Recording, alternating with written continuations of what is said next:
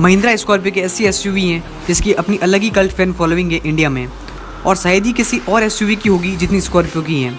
और स्कॉर्पियो की इस फैन फॉलोइंग के पीछे उसका रगेड एंड टफ होना और रोड प्रेजेंस में शानदार दिखना उसके फेवर में जाता है। और स्कॉर्पियो की सबसे बड़ी यूएसपी है उसकी body on frame chassis and true off roading capabilities.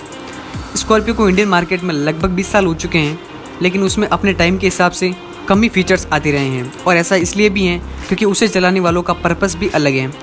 Undoubtedly Scorpio Mahindra के लाइनअप में सबसे ज़्यादा सक्सेसफुल रही है, और आप इस बात का अंदाज़ा इसी बात से लगा सकते हैं कि जहाँ उसके कंपटीशन में ब्रांड्स 1000 से 2000 भी अपनी कार्स को नहीं बेच पाते हैं, वही स्कॉर्पियो हर महीने आराम से 4000 बिक जाती हैं।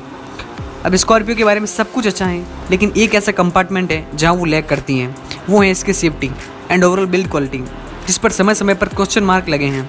चाहे फिर वो 2015 में किया गया ग्लोबल एनकैप के द्वारा क्रैश टेस्ट हो, जिसमें स्कॉर्पियो को 0 स्टार मिले थे एडल्ट ऑक्यूपेंसी प्रोटेक्शन में और 2 स्टार मिले थे चाइल्ड प्रोटेक्शन में।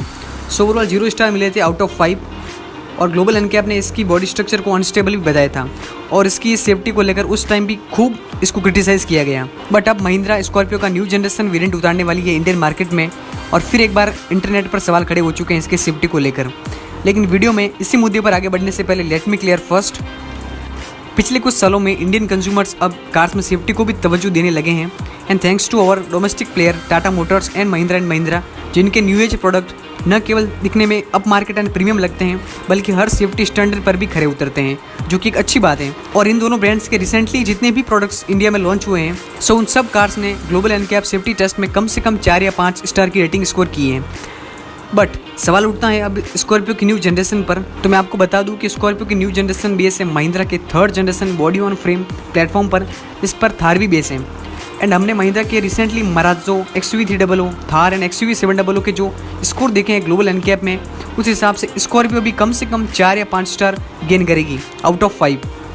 एंड इसमें सेफ्टी फीचर्स के तौर पर 6 airbag, hill launch and hill assist के साथ ESP, cruise control, all 4 disc brake जैसे फीचर्स ऑफर किए जाएंगे। तो स्कॉर्पियो की सेफ्टी अब पहले से कई ज़्यादा अच्छी होने वाली है। सो आज की इस वीडियो में इतना ही। आप हमें बताइए आपके विचार और सुझाव नीचे कमेंट सेक्शन में।